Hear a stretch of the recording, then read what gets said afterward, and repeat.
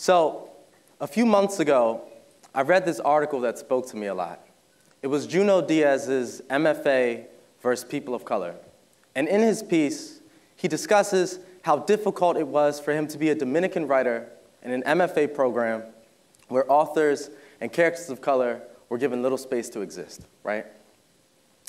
When he was an MFA student, Diaz said that he had frequent thoughts of wanting to drop out, but he didn't because he found solidarity in other writers of color on campus who shared similar stories as him. 2 decades later, I find myself in a similar position as Diaz. As an MFA student myself, I can't help but think about his article whenever I'm in class or wherever I'm on campus. I also have friends who are writers of color that I depend on for everything, from guidance to critical feedback, but most importantly, to remind me that my work matters in this MFA program that I go to. See, I too live in a colorless desert where I've given up seeing my reflection. Stories of black boys who are Martian and martyr, unafraid to lead and be given led. Stories of sons who promise mothers a new house, where each room echoes the wet sound teeth make when baptized and smile. I did not intend on becoming a zoo. The bronze giraffe, the token black child, some white woman's favorite souvenir from Africa to be displayed and held high like Simba. Nowadays, I find myself saying, I don't want to be an MFA student anymore. I think I could make for a pretty good stripper. So pay me. Flood me with a tsunami of green paper. Every time I tuck my tongue like a dog's tail, for stripping away my voice every time I'm asked to not write about race, I'm tired of blackness not being appreciated, though our culture is appropriated. On days I feel I am migrating out of my own identity, I seek refuge in the presence of black women, because black women know the ministry of survival well. Because I watched my friend Leah read and become the epitome of black joy to an audience who will never understand her magic, how it makes white spaces breathable for alien-aided voices because black women never get the visibility that they deserve. Because I watched my mother, grandmother, and her mother too become sanctuaries to protect boys from becoming beasts. You cannot have me. You cannot call me yours. I thirsted for books full of mirrors only to be given shards.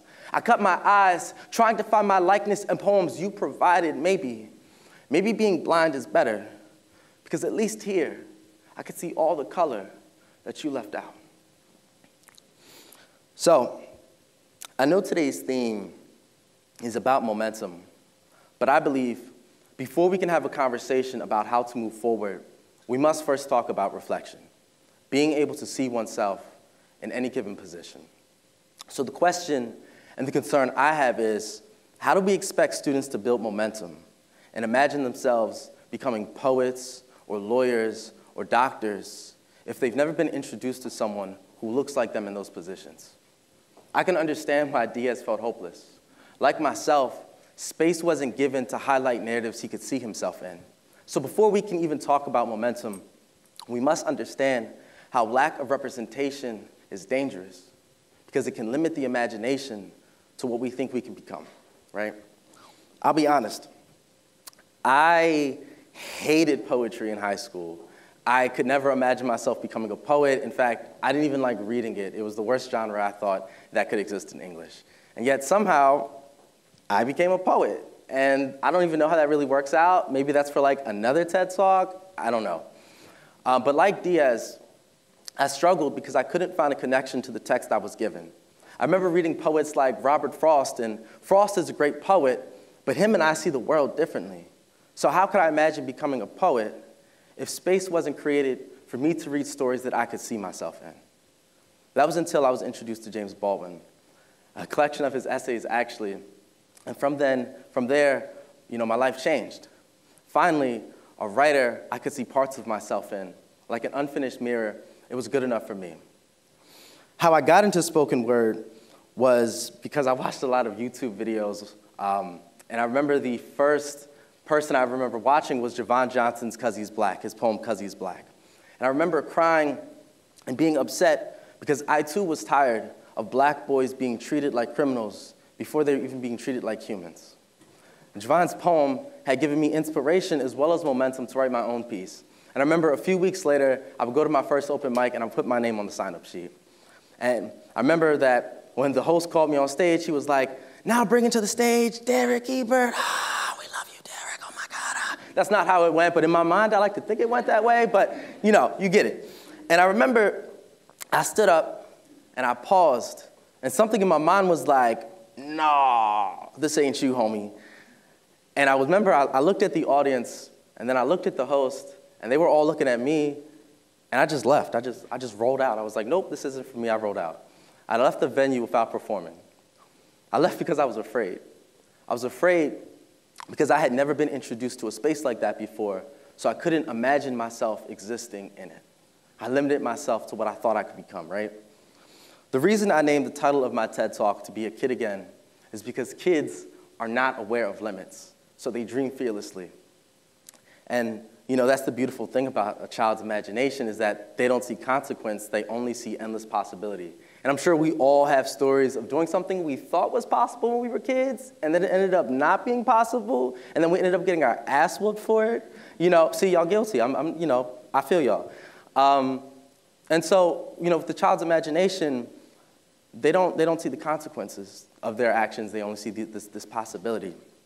Their mind only knows how to move forward past what seems impossible, and isn't that a form of momentum?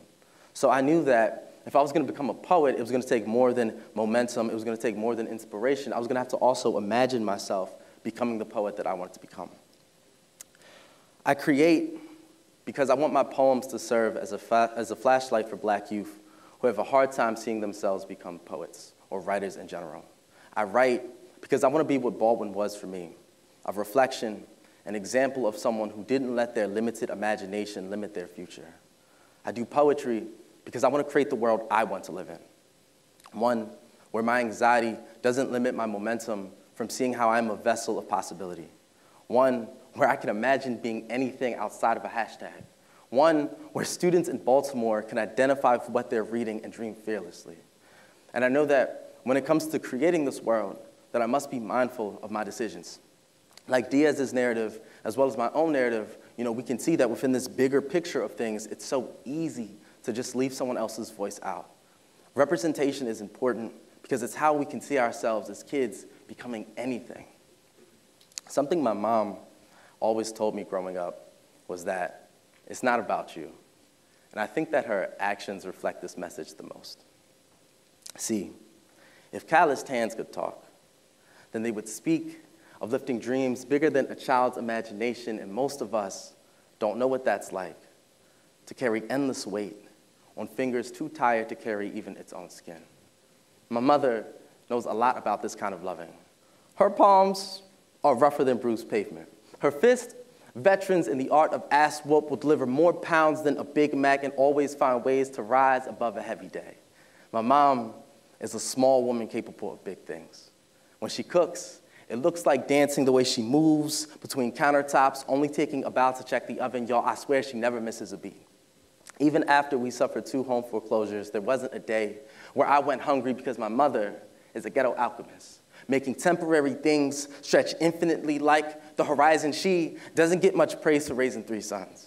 An unsung hero with crystal gems for knuckles. She is a hidden pearl, hard like garnet, with a purple heart like amethyst, able to withstand whatever the universe throws her way. How rough it must be to be a jewel in the form of a Black woman. My mom is the best at safety, good at intercepting catastrophe. She has never been all state, but I swear she got good hands, always open to receive the world's worst to ensure my protection. Sometimes calling her mom feels like an accident. God be a better name to describe someone with such divine strength, and I have spent my years trying to repay her. But what good is giving a watch on Mother's Day if I can't give her time back to go to college? She craves a degree the same way Olympians desire medals to feel accomplished. In my hands, they cannot give like hers. They cannot do the impossible. I'm sure to her, sacrificing parts of yourself looks a lot like love, but to me, it looks like torture, and she wonders why I'm too scared to ask for help, and it's because I want her to have enough love left over for herself. But how do you convince the hand that feeds you to stop caring so much?